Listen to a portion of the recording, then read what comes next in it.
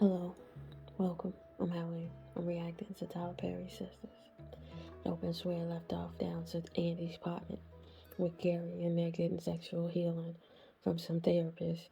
Therapists go to give him head, he push her off of him. Let's see where the scene goes. They go back and forth, and ultimately she says he is aroused because of the taboo of it all. He pushes her off and goes, "No, you're fired. It's biology. We'll have to pay him." I might be mixing up the order of the conversation. Anyway, so she keep bringing up some dude that supposedly had recommended her. He ultimately asks, what's your success rate on the relationships? She said 0. So let's get back into it. So inevitably, Andy walks in on this sex therapy that should have took place in somebody's office of some sort. The conclusion of that scene was basically Gary kicks out the therapist. They have a back and forth banter of, she don't like her. Why'd you bring her to the house? I'm sorry. I didn't know. Whoop de whoop. It ends with her storming out saying that Gary doesn't respect her. Like, it took this day to understand this. Well, anyway, so Andy then leaves, and I'm assuming she going to catch a nigga as she always do. So now we in Karen's salon as she's getting a customer finished up. Seem like it's multiple customers, like 2 in there. Let's continue watching. So Pam will need to be fired ass goes up to Karen, back and forth about her trying to do her job being apparently done already or no need to be done because ain't no clients in there. And then Karen's like, she banking on her clients to come back from the dude who stole them. Why don't you just go get some new clients? If you good, just go get some more. So the conversation between Karen and Pam basically go back and forth about opening a card that Aaron bought with the flowers, and that went on for a good minute. So Karen finally read Aaron card, and Aaron card sound like a deacon in a church ass nigga. God told me you was my wife. It's been settled, nigga. Please. So basically, invite her out to dinner to make it official, I guess. And she says off to the distance, "Listen, girl, that sound like a stalker. He just proclaiming you his." It's hard for me to understand how to interpret Aaron. Did we not meet this nigga spitting game by telling her that's why niggas date or marry white women? Like, girl, let them have you, beloved. I didn't come inserting myself in your time, sir. You came over here. I didn't ask you to interject, nigga. I don't know you. And to those white women, they can have you. Bless your heart. So I'm not understanding whether. And his wife blew her head off all behind this nigga. And then her mama say something ominous like, I don't trust you. You seem like the type that's a good guy. Till he ain't a good guy. Something is inconsistent of how to accept these characters. I don't know if he the good guy or the bad guy, because in the way this is crafted, I don't know who's who. Is Gary a good guy? They got Zach down to the show looking like the good guy. Everybody like, oh, Karen, let it go. You lost a good one. Oh yes, she lost that. So the back and forth with Aaron, basically, Karen pushed Aaron to 8:30 because she got to go see Zach. Now we down to the restaurant with Andy sitting here when she inevitably calls a nigga down as she does with the dude from London. So Andy calls the London guy. The London guy walks over. Now they flirt. She's about to get drunk and pour her heart out to this random guy. It gives me what happened the first time when Gary's wife, lawyer, I forget his name. He throws it at her at the club. She get into it with Gary. She goes to talk to the dude, threw it at her at the club. Get herself in a compromised situation where it was dangerous, and Gary crazy ass got to come save the day. Because she didn't put herself in this position off GP that she just needs to be coddled by anybody, just anybody. Same with Paris. She get into it with Gary. She down to Paris. She get into it with this nigga. She down to the London man. Is this her arc? And are we gonna delve into why she like this? I mean, let's get back to it. Lies. This hoe is lying. So she say You read my file, you know everything about Gary. Then she go into this angle where she's telling him she used to tell her friends everything about Gary. But the thing is, that's a lie, because when we meet her, she ain't said shit about Gary. They had to learn through Danny that he was married Gary. So this I tell my friends everything shit is a, I guess. But what is he to bring to you? What advice is this supposed? Why him? Why can't you take your ass to a hotel room and cool your ass off, or kick Gary out your house? Don't this nigga got a house somewhere? So she basically brings this up to make him her sounding board, cause she ain't got nobody to complain about Gary to. Nigga, what? So you get the dude who wanna smash, openly had told you he wanna smash, to be the sounding board about the nigga you wanna have a relationship with? Am I getting? Well, now, new logic every day. Then why did you call him if you're not doing that? What? Thought pocket come through like the thought pocket she be. Anyway, so he be like, he go, listen, if you don't want me to be your sounding board, let's go upstairs. She like, I haven't decided yet. Girl, we already know where you going. What you always do. Bless your heart. So we now down to Danny's apartment. Well, I guess she waiting on Karen and Zach. Let's get into it. Now she called Preston. I believe this scene for once. So now there's a knock on the door. I'm sure it's Karen. Who do we have here? Karen and Danny have a conversation of why is this so important, and are you afraid of it going the other way? That it's not over for real. And if you need it to be over, then let it be over. So Danny goes, well, you wanted me to be in this studio apartment round here. And she was like, in the other room said, it's a studio apartment. And so she was like, damn, I should have went to Breeders. Danny was like, and you still can. You should have said that from the video. Let's see how this turned out. Now we down to Andy's office with Fatima stumping through the hallways. Apparently finna send off the cute, unattractive nigga talking about Zach. If anybody is from Chicago, there was a show called The Awakening. Stays within my mind. It was a show produced by a church. And the way this woman is acting on this phone makes me feel reminiscent of The Awakening. If you think Tyler Perry got some bad acting, girl, you ain't seen shit like The Awakening. But we love that fucking show. It might be on YouTube. Look it up. But the way this woman is acting on the phone, it makes me think of The Awakening. Don't cheat yourself. Treat yourself. If you like Tyler Perry, look up on YouTube. Swear to God. Girl, it was the 90s. It used to come on public access TV. Type it in. Awakening. If you want, I swear to God, I am not misleading y'all. If y'all think Tyler Perry is decent or enough to be entertained by, this the 90s. It's starter jackets. They got like Mystic juice that came in bottles that kind of look like wine coolers. So they would use the Mystic. If you willing to spend some time on some Tyler Perry, at least Liberty Temple put their heart into it. You can see they was trying. The earnestness of it. Hilarious. But anyway. So I say all that to say the girl on the phone, it sounds like she's acting that dramatically on the phone. Fatima is on the phone with her girlfriend. She sent over some questions that her girlfriend is supposed to call her with to, trip up Aiden on what they be saying on the phone. She took this dumbass. What did it profit you? Like, what's the chess move in it? You get on the phone and talk bad about Zach, and then what? Like, it's like what Sue Surf said to Conceited. And then I abide by it, and then what? It gives you a lot more freedom. It's like, and then what? What's the outcome of this? It's not adding up to much, so I don't think I want to take that route. It's too much of a chance for no reason. To fuck with somebody you should have went to HR about, unless you're trying to get proof. I don't know.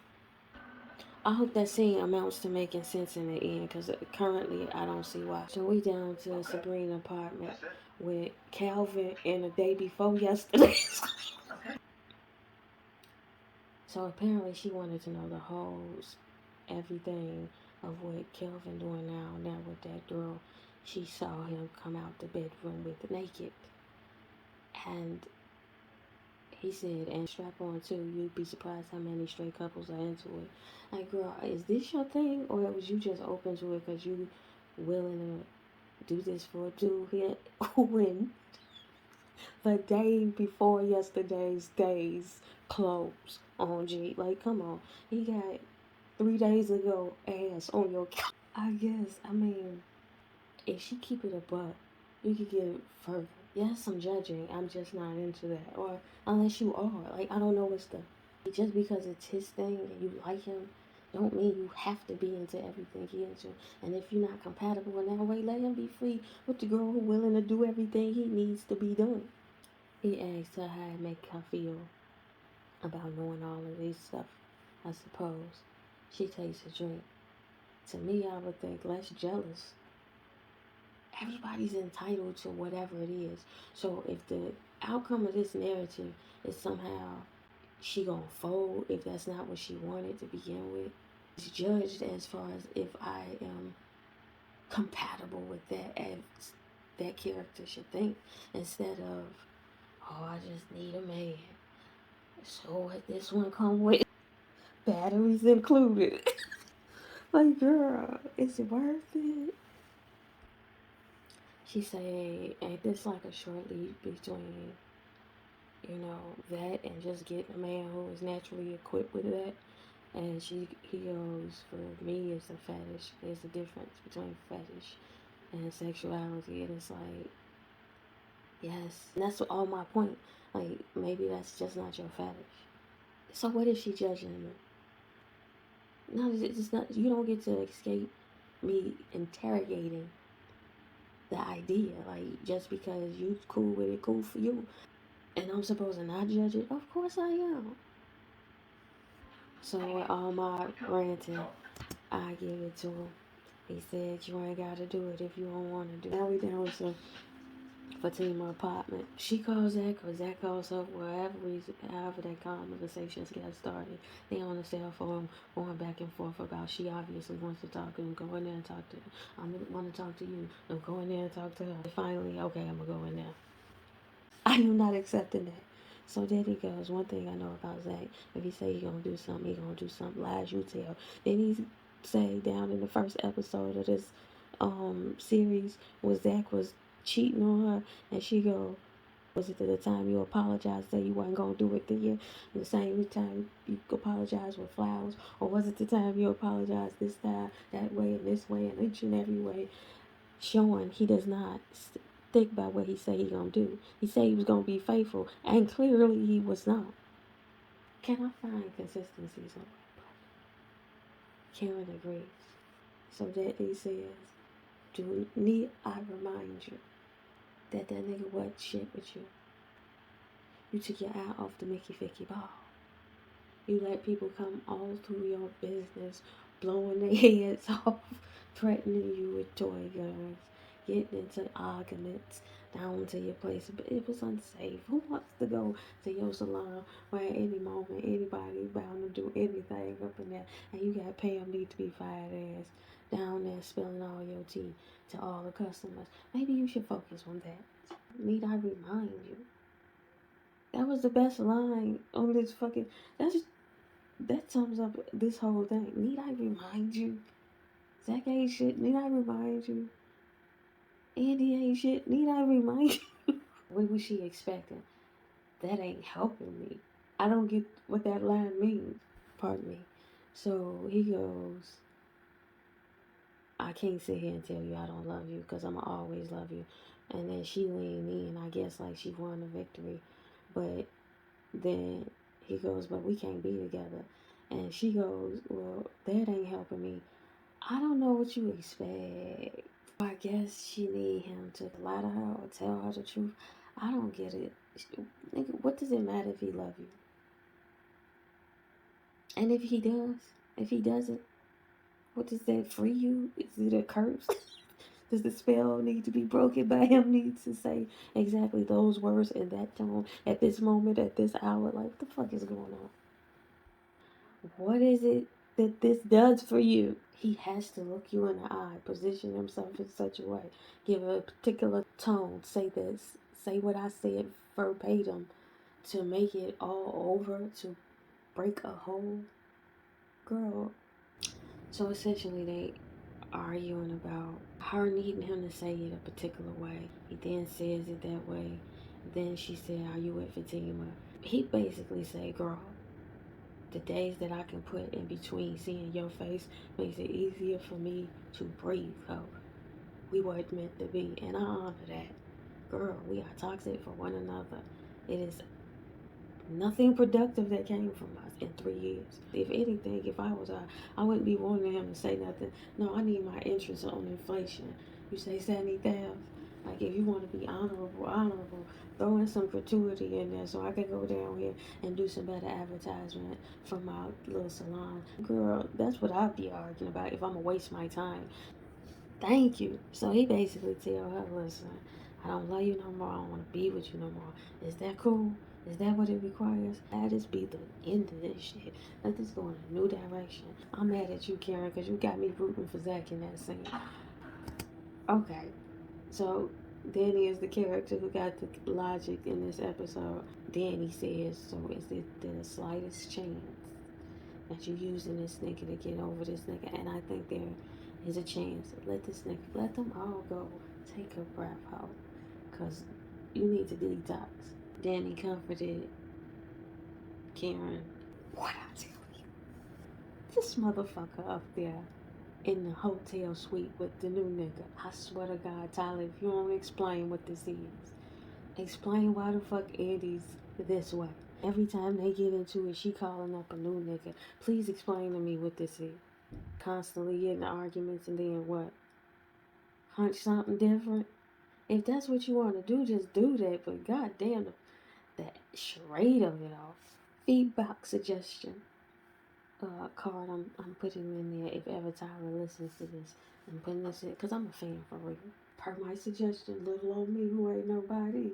But just, if he was going to hire somebody to do the sets, whoever the fuck Maya Braga Keo be fucking with, go get her. Go get them. You be the nigga who housing great. What nigga? Let me imagine for you a little bit. Got my nerves. Making shit like a record label under my umbrella. I got Maya Braga Keo. Like fuck Netflix. You should be the one doing that shit, dude. You have autonomy.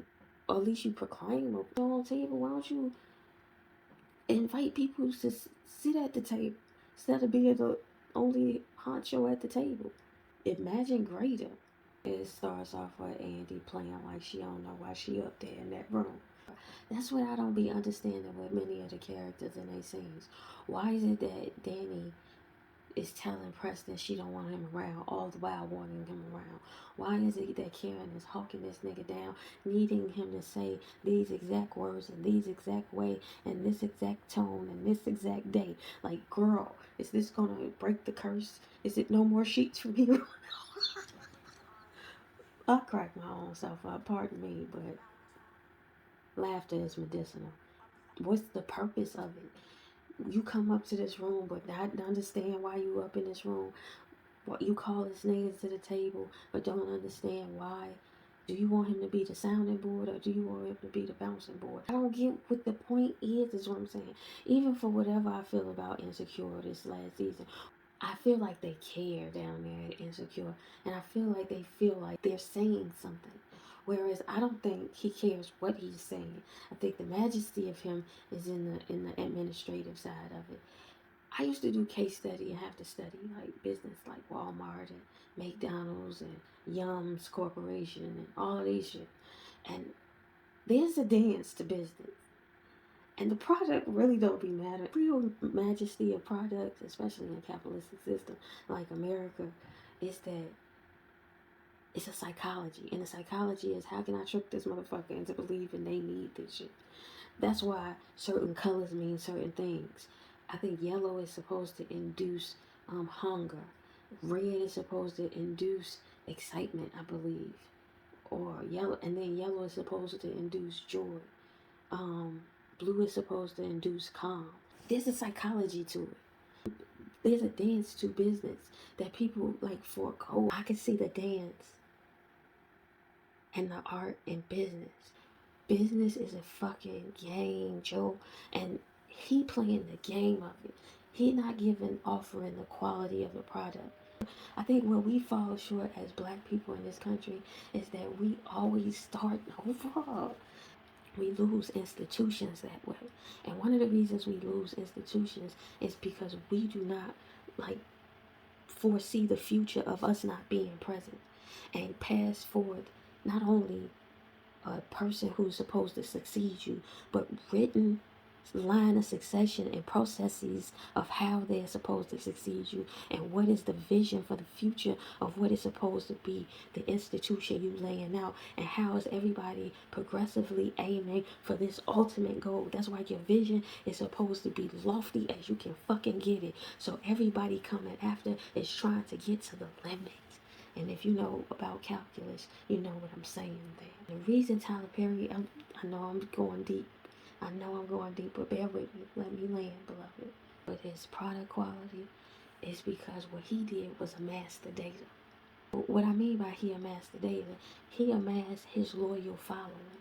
And he knows the tendencies and the buying pattern of this particular audience.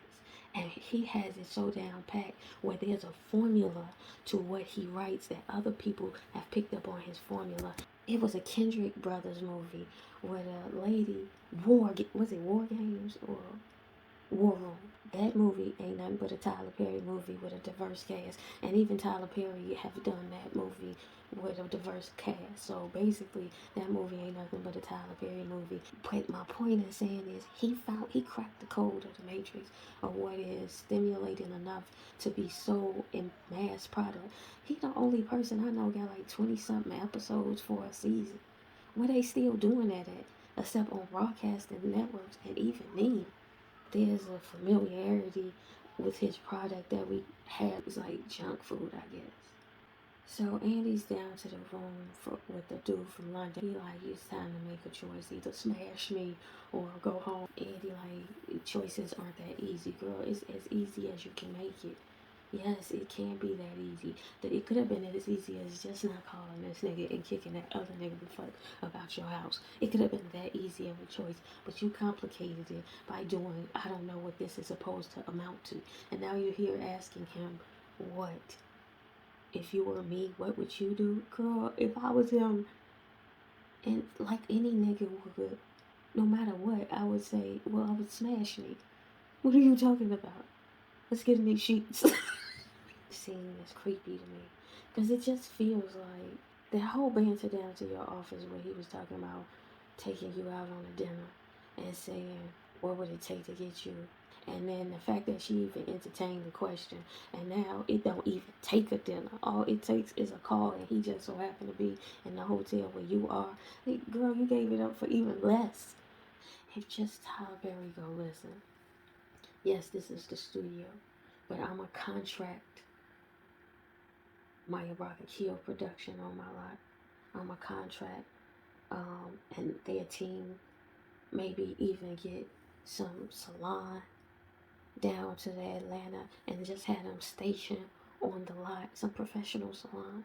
If Tyler could only imagine greater and care about the details of the product, because what you plan on is the fact that it's the reason why Oprah gotta sell us fucking soups. It's the reason why Oprah's still doing commercials for Weight Watchers out in this Mickey 50. It's because you're selling yourself as the product. So once your audience who is loyal to yourself is gone, what is the transition in the vision? Because it's very stagnant. It's like whole churches who lose congregations because their congregations died out. You losing your audience because why you not transitioning the vision to something bigger? Like, if you was really for that long bread and transitioning into a bigger vision, you'd have took Nollywood, partnered with iRocco, and had your shit as a platform where you usher in Nollywood movies. And you could have been like, if you really want to be a capitalist, you could have been a global capitalist like that. But no, you partner with Viacom. How lazy. We forfeit a lot to be absorbed into American history so it could be spit back out to us as ambiguous as if it wasn't our role in the whole tapestry of the quilt of the making of this country because we forfeit the vision. Meaning, your shit becomes rubble and it stands no longer, and something amidst something different, something that had nothing to do with what you built, then sets up camp on what you imagined once before, because you couldn't imagine beyond your presence here. You couldn't imagine it beyond you. Like, reinvest the money into the project itself. You might fuck around and score a triple double and get you a real Oscar and not that participation award Oscar. So she ended up smashing the nigga down from London. Well, I called it last week or week before last, or whenever homie asked them questions about what would it require, girl, just wink at the bit. And I don't know why. I don't understand it. Is this some women's empowerment type of angle, or is this just a broken woman angle, or is it just happenstance that that's the way the script crumbles down to it, or just so happens where every nigga she end up going upstairs with. And to those who listen to me, thank you. To those who subscribe, bless y'all hearts. Oh my God, thank you. And to those who comment, appreciate it. When you write your comment down, you putting it in the scroll of history. Bless your heart. Thanks for going on that journey with me. Um, but like I always say when I do these sisters reviews, you can do anything you make your mind up to do. Bless your hearts. To the ethos, to the future,